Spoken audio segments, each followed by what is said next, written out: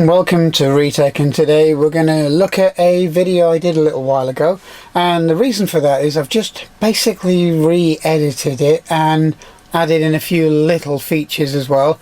And the reason for that mainly is because of the sound. When I first started doing recordings, it was mainly to help out my little one, and because he was interested in computers, and so I thought, let's do this channel and let's just get somebody interested in this old technology now. But the kind of learning curve with sound and video and so on was quite a long one, really, because it's trying to get something that works and something that actually does what you want it to do, and it's usually trial and error, and eventually I've settled on 3 different film formats, if that makes any sense, and 3 different sound formats from 3 different devices, and it seems to work. So what I've done is I've re-edited this video and I've added in new bits, and so I hope you enjoy this. When most people think of a computer, they think of a screen, a keyboard, and a pointing device such as a mouse. And that's most people's idea of a modern computer. But most people don't wonder how they work. They don't wonder how they seem to be so intelligent and able to answer the questions that are put to them on a daily basis.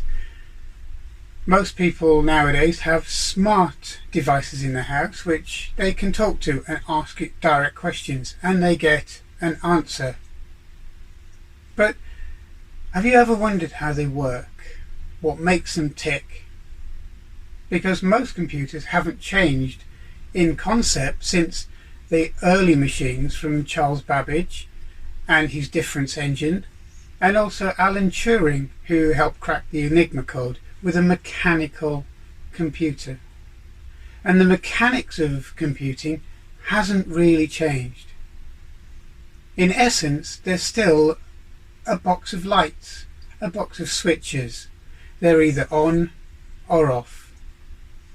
So in this episode we're just going to try and show you how 2 simple values or 2 simple states, such as on or off, can make up an entire computer that you see every day, in every application, in every school, in most homes, and nearly every business up and down the country, if not the world. Now, when most people think of computers, they think of these things. Chips. Okay, these are ICs, integrated circuits, processors, whatever you want to call them. They are basically tiny bits of silicon in there, which have lots and lots of gates, of on-off switches inside the chip itself. Now, if I can bring this close to the camera, you can see through the little window in this, because I've taken the cover off, of what is inside this small package. And if you look very carefully, you can see the little square in the window there. That is actually the silicon chip. It's not the entire package that you see in between my fingers. So this thing is what you see is actually the package where it plugs into part of the circuit board. Okay. So you have these legs, these little pins, and they plug into a socket, and each one of those is connected to the actual chip itself. Okay, so each one of these is either an input or an output or a power pin. So it allows you to connect this directly to the integrated circuit or the silicon inside of this package. Now, it's quite a complicated piece of machinery. They can have tens of thousands, if not hundreds of thousands of gates in them on a tiny piece of wafer less than half a centimetre across. And that's what controls your computer. That's what does the work in your computer. You have various different ICs and chips in a computer, and they all do different jobs. It's not just one big chip, although there are single board computers, but they still rely on other ICs to make them work. ICs are integrated circuits. So if we take a look at these, all of these chips out of this little polystyrene block here have come out of a computer, and each one of them does a different thing. Now on an average computer you have the processor. You also may have a sound chip, a dedicated sound chip. You also may have a dedicated video processor. You will almost certainly have some form of I/O or input-output processor, and they're all linked together on a circuit board, and they're all connected by traces or tracks, and that's what makes the machine function. Now the hardware itself, the physical bits of the machine, you don't see move, they don't move, there's no moving parts, and it's as if it's a kind of inert, inanimate object. But underneath the skin they are doing thousands and millions of pulses every second of every day, of every time that machine is switched on. So how does it all work? How does it all tie together? Well, it's a lot like this torch. Okay? You have a torch and you have a button on the front, and it's either on or pulsing. Now this is a good example of how this data is being sent. Each flashing light, each time the light flashes, that is a 1. Each time the light's not flashing, that's a 0. Okay, that's how fibre optic works, but it's also how electrically charged particles get into the chips themselves. It's all done on voltages. Let's say this light is flashing, it's got a high voltage, so that'll be a 1. It's not flashing, it's off, that will be a low voltage, a 0. And it does that tens of thousands of times a second to pull the data into your machine. And each time it does that, it sends it as a packet, as a chunk. It's not continuous because it needs a start and an end point. But the basics are, it's either on or off, a 1 or a 0.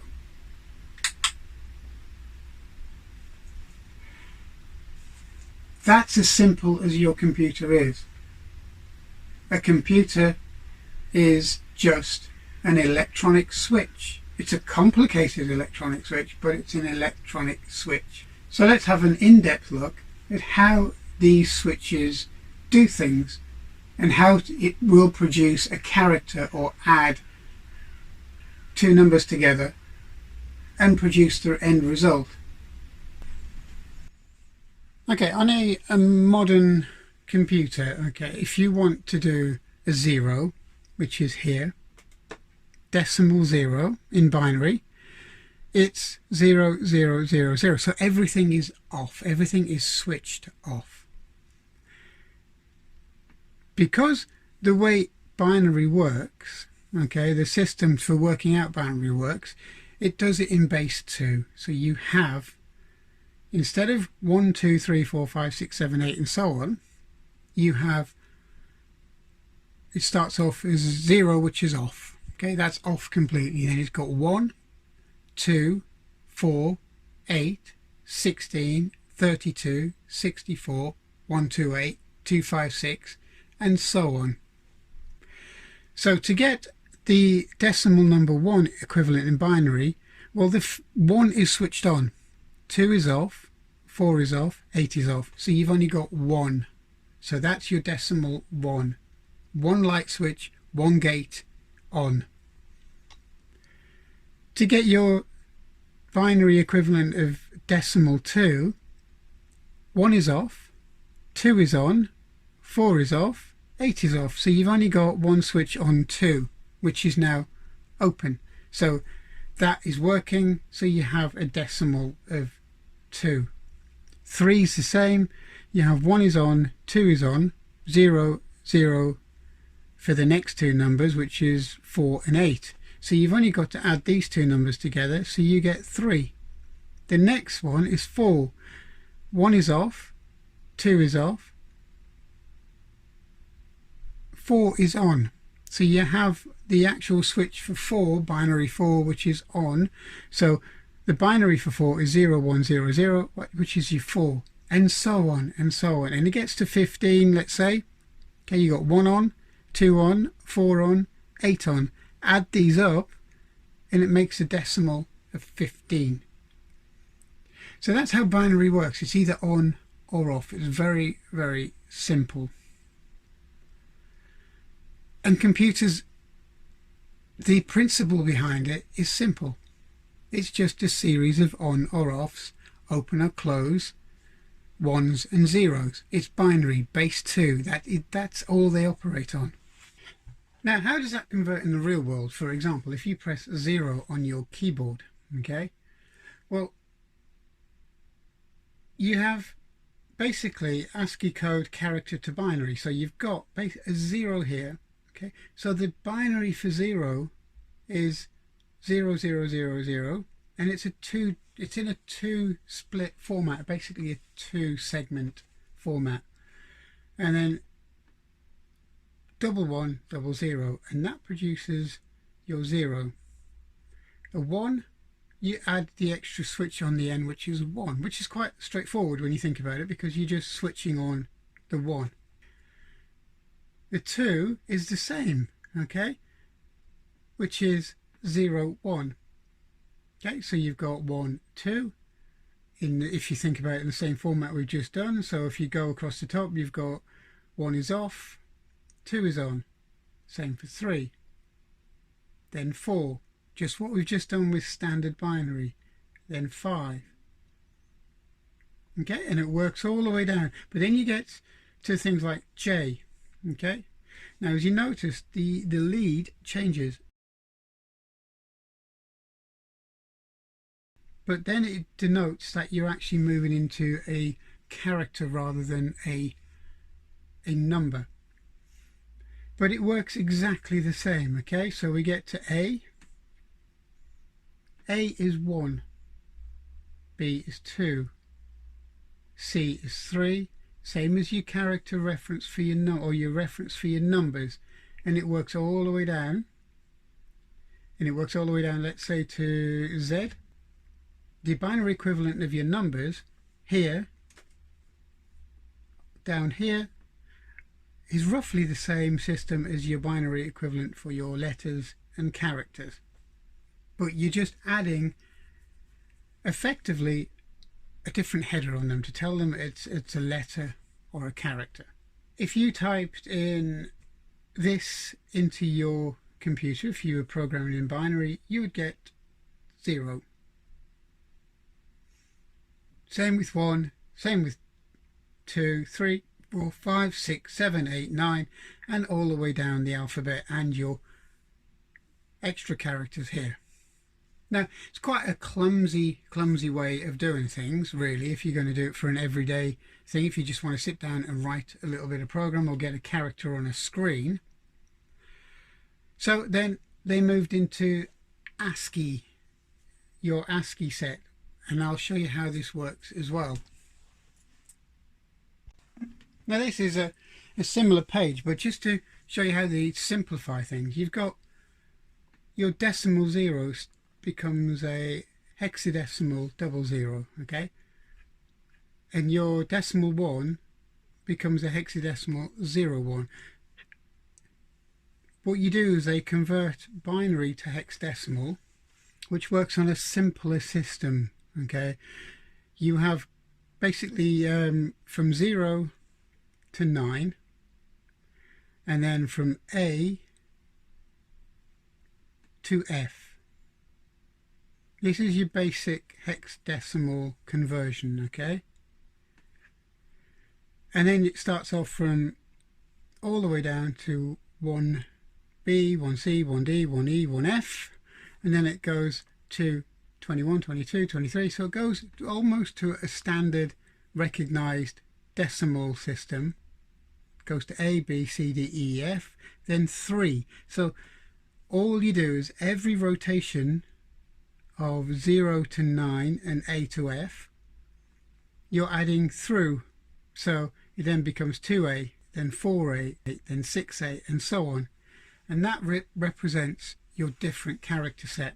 So if you typed in on a machine running basic print character string or 0F, okay, you will get that equivalent reaction of what the keyboard should do. Same as here. Okay, if you print character string your decimal 48 or hex 30, you'd get that 0 there on the screen, and that would display on the screen. And it's a lot easier than typing in a 8 or a 16-digit binary code to get the same character up on the screen. It makes things a little bit simpler. But behind the scenes, it's still working in binary, ones and zeros, ons and off, switches.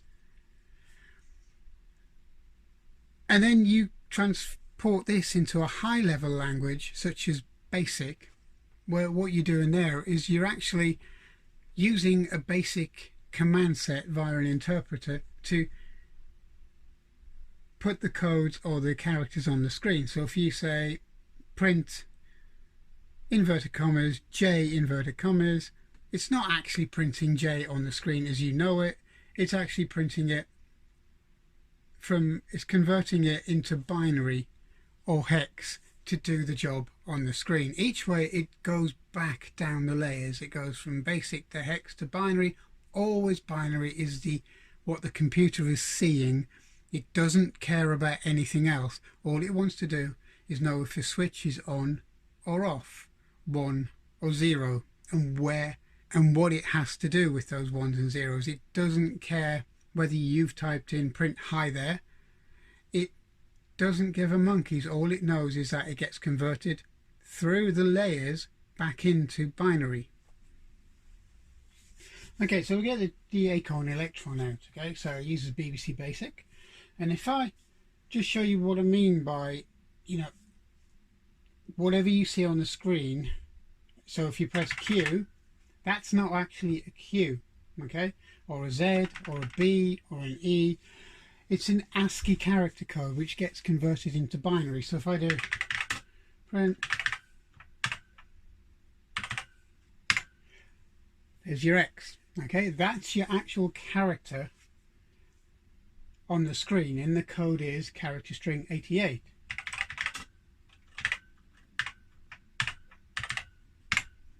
'77's an M, and so on and so on. So basically you're not putting your X on the screen, or your Z, or your A, or your G, or your H, or your J. All you're doing is, when you're pressing these keys, is the keyboard has a character table in it, or a keyboard map, and it then converts whatever you press into ASCII into binary. So it's doing 3 steps before you ever see it anywhere near getting on a screen. So if I just clear the screen and I'll show you a little table of what can happen when you do your binary conversions and how the machine sees it. Okay, so if I do I want an exclamation mark, and so if I print, you get your exclamation mark on the screen. Okay, so the characters are predominantly easier to use as hex, A1, B1, C1, 33, and so on. It's easier than going 10111001 and so on, and it's a lot easier to write down and remember. So all the computer sees is this. It works out character string 33 or ASCII code 33 as 01000001, and there's your binary just there. That's all the computer cares about, is that figure or that number of gates or on and off switches that's it. Doesn't care about you typing in 33 or character string 33 or even the exclamation mark off the keyboard. And it just works out that binary for 33 is, well, 64 is a 0, 32 is a 1. You can't add 16 and 32 together, so it's a 0. You can't add that to 32, that's still a 0. You can't add that to 32 to get 33, that's still a 0, but you can add 1 to 32 to get you 33, which is your binary code for 33, which is your ASCII code of 33, which produces your exclamation mark. And all this computer or any computer is bothered about are the ons and offs. So off, on, off, off, off, off, on. Ones and zeros. Pull the voltage low and high. That's all it does. Okay, so there's a little program here to demonstrate a AND gate, because you've got to be able to set some boundaries or set some gates on the machine to actually do something. So if we do this, just run this program. Okay, so is switch A on or off? Let's say switch A is on. Let's return. Is switch B on or off? Switch B is off. It says the light is off because this is a gate that wants both switches to be the same, so it's AND. So we press enter again. Is switch A off? We'll call it off, which is a 0. We'll say switch B is on this time. The light is still off. Okay, so we'll try it again. Is switch A on? Yes, that's a 1. Is switch B on? Yes, that's a 1. And the light is now on. It's a simple binary switch, on or off. And that's how the computers start to process things. It's a very simple demonstration. So binary works just as a very simple on or off is just demonstrated here. So that's how your basics of binary work. Computers don't see anything else but on or off.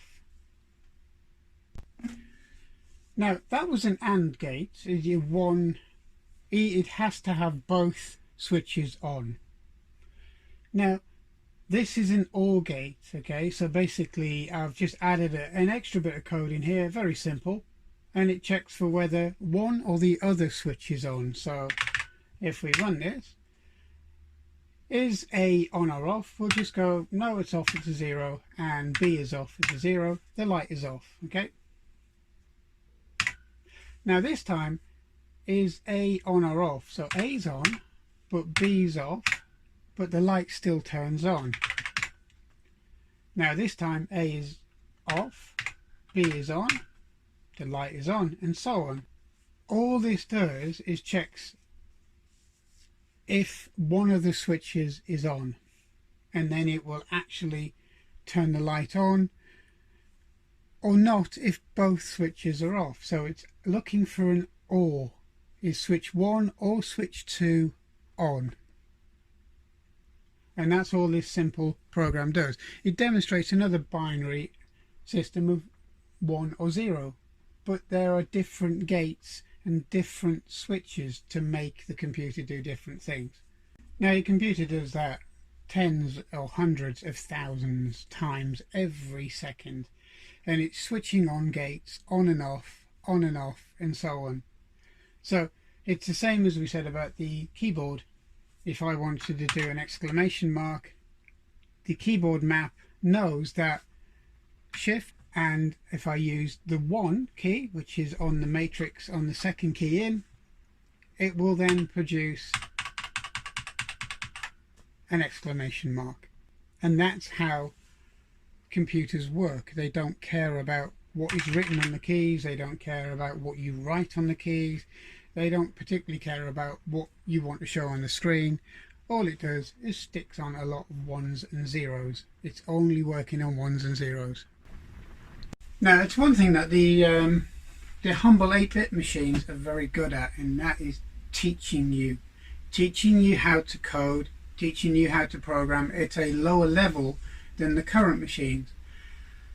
And by lower level I mean you're closer to the basic machine itself. Now I hope you've had an enjoyable time looking at how the basics of your machine work, whether it is a modern PC or laptop or mobile phone. The principle is exactly the same, and being able to use a classic micro to show you how the basics of these computers or any computers work is a bonus, and how binary is the king of computing. So computers are very simple machines. They only react to on and off, 0 and 1. They don't react to anything else. They seem intelligent, but they only do one instruction at a time. And they process one instruction at a time until they get to the end of that instruction set and move on to the next. The world of computers really is a series of ons and offs.